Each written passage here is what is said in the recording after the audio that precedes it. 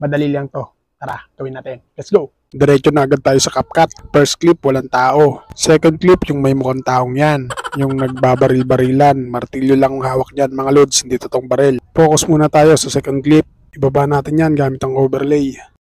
Kapag naibaba na natin, dalhin natin yan sa unahan, pantayin natin. Kapag goods na, hindi pa tayo tapos dyan. Focus tayo sa paghakbang ng mukhang taong yan. Sa pangatlong hakbang niya, stay lang natin dyan yung playhead o yung puting guhit na yan sa gitna. Tapos focus kayo sa baba mga lods, hanapin natin yung priest. Piliin natin yung priest. Then yung nasa unahan, burahin natin, hindi na natin kailangan yan. Then yung pinrest natin na natira, ipantay natin dyan sa unahan. Then stay pa rin tayo dyan sa pinrest natin yan. Piliin natin yung remove BG sa ibaba. Tapos custom removal. Then galawin natin yung brush size. Lagay natin sa 1. Tapos piliin natin yung brush. Huwag yung pro kasi may bayad yon. Then papulayin lang natin yung mukhang taong yan. Kapag goods na, piliin natin yung check. Stay pa rin tayo dyan. Isusum muna natin yan. Sa pag-zoom natin, focus kayo sa ibabaw. Kapag nag 10F na yan, tigil na tayo sa pagsusum. Stay pa rin tayo dyan sa unahan na yan. Lagyan natin ng keyframe o diamond. Then abante tayo, focus kayo sa taas uli. Itapat lang natin yung playhead sa 10F. Kapag goods na, saka natin piliin uli yung diamond o keyframe. Tapos balik tayo sa unang diamond na ginawa natin. Saka natin itago yung mukhang taong yan.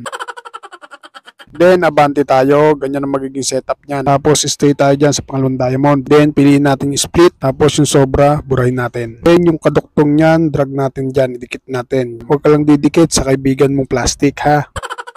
Ay sorry, tinabahan ka ba?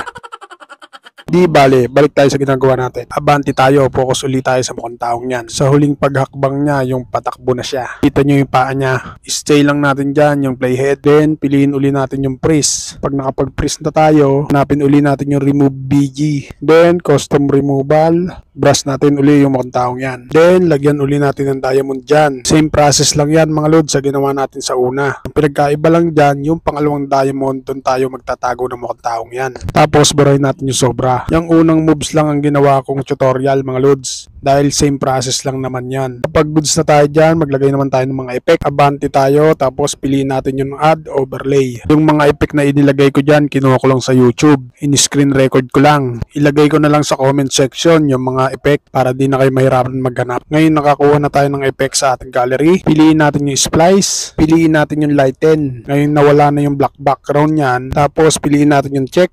Then move natin yung effect na yan. Tapos yung unang putok, itapat natin doon sa may kunyaring may hawak siyang baril. Then yung sobra, burahin natin. Split tapos delete. I-copy nyo na lang yan mga lods sa mga susunod. Hanapin nyo lang yung duplicate. Tapos same process lang. Itatapat nyo lang yung pumuputok doon sa dulo ng pagbaril niya. Hanggang sa makarating kayo sa dulo. Tapos yung dalawang natitirang effect, same process lang din yan. Itatapat nyo lang din mga lods. Nasa sa inyo mga lods kung saan nyo ilalagay. Para sa mga baguhan kay CapCut, more practice lang mga lods. Pag goods nya, lagyan nyo naman ng sound effect. Piliin lang natin yung audio. Tapos, sound FX. Para di na kayo mahirapan mga lods. Type nyo lang kung anong sound effect ang gusto nyo. Tulad nyan, gun. Marami kayo pagpipiliin dyan mga lods. Sa inyo kung ano yung gusto nyo. Kapag all goods na, export na natin yan mga lods. Nasundan ba? Diba madali lang? Comment lang mga lods kung saan ka nahihirapan. Ano mga lods? Salamat sa inyong panonood at thank you Lord.